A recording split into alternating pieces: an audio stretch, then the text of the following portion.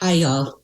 So before I get started, I was hoping to do a little exercise. No, don't worry, you're not going to have to get out of your seats or even talk for this one. But if you're willing, I'd hope that you'd close your eyes and just take a moment to think. I want you to think about your biggest wish, your wildest dream.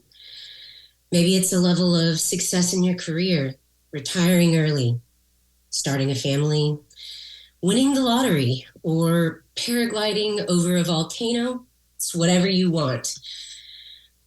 I want you to think about what that dream would mean for you if it came true. How would it change your life? Now, with your eyes still closed, I want you to think about 90% being granted their wishes, only to find out that you are in the minority of the group that does not. Think about how this wish granting is going to be the only thing that people talk about in the coming days. You'll see the excitement as people watch their lives change immediately for the better. And you'll continue to watch as the long-term effects of that play out too. People who don't know you but mean well will be excited when they meet you and say, "Hey, did your dream come true?" And you'll have to explain to them that you're actually part of the 10%. Please just be aware of the emotions and the stories running through your mind. Whenever you're ready, you can open your eyes. Thank you so much for doing that with me.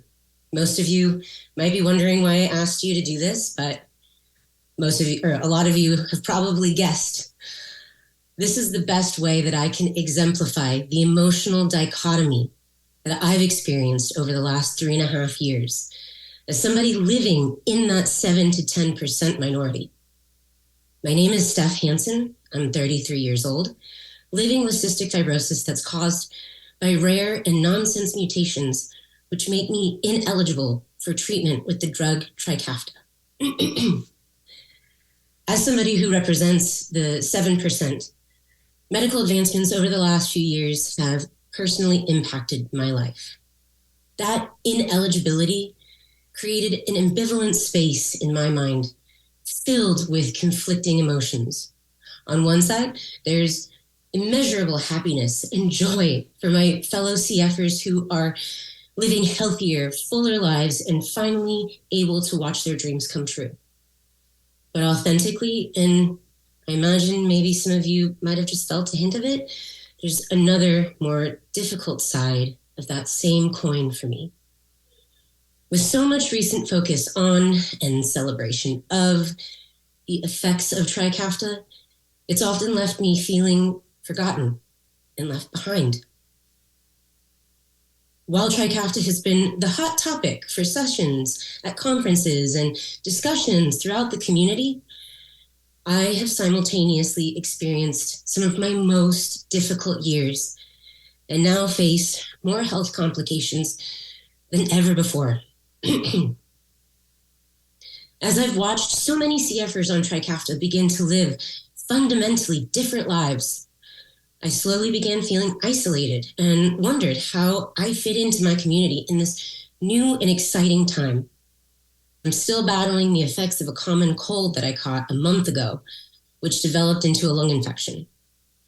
And it was just a few weeks ago that I sat in yet another hospital room with no great options for treatment due to resistance to antibiotics, drug allergies, and other complications.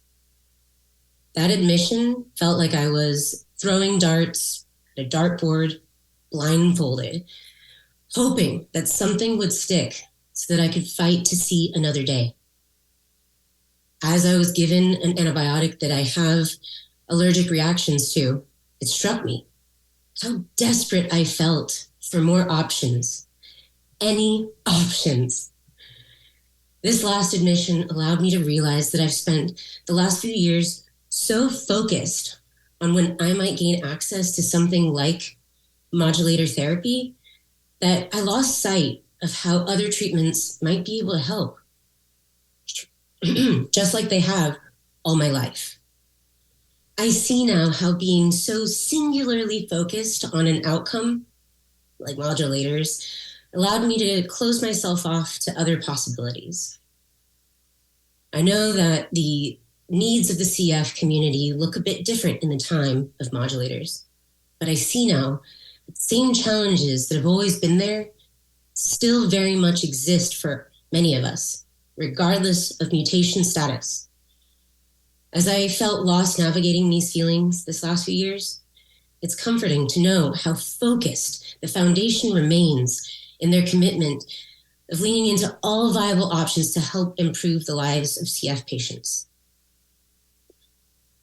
While I know that I would definitively not be here in front of you without the work that the foundation has accomplished, I cannot deny the difficult position that I find myself in as someone living in the 7% who is waiting for more treatment options and the moments of fear that come from that place. There has been more ugly crying this last few years than I really care to admit. As at some point, my desire to get what 90% of CFers now have warped into desperation. But like the parents who started this foundation out of desperation to help their children, my desperation has served as the raw material for change and more motivation to face the adversity that lies ahead. I'm sharing these things with you today because as we watch treatment options expand, the dreams of CFers grow bigger and bolder than ever before, mine included. My own dreams are filled with peaceful mornings where I don't have to immediately hook myself up to machines. I dream of taking that deep breath that doesn't throw me into a coughing fit. I think of having a full-time job and what possibilities that might hold if I knew that my health could just remain stable enough. I dream of writing a book and living long enough to see it get published. I think about getting to see the final season of HBO's House of Dragon because that first season was nuts. I dream of running around with my nieces and nephews and getting to see them grow up. And fun fact, this week I celebrate 10 years with my best friend and partner, Courtney. Hey, Courtney. I dream of celebrating 20 or 30 more years together. I think about my hair going silver and more smile lines on my face. I don't think that you can see them, but I have a lot of gray already and I'm very proud of them. I worked hard for those. Over the last few years, it's become a dream in and of itself to have my voice heard. A dream that was born of desperation to know that my story still matters. It hasn't been easy getting to a place where I can talk about these things openly. There was a time not long ago where I struggled to voice these things privately because I was ashamed of my own feelings of suffering, while so many of my peers thrive for the first time in their lives. In order to be honest with y'all today, I've realized that I must be honest with myself. And honesty takes courage. My dream bestie, Brene Brown, always says that there is no courage without vulnerability. So I choose to stand in vulnerability and be honest with you about my experience, dreams, and hopes.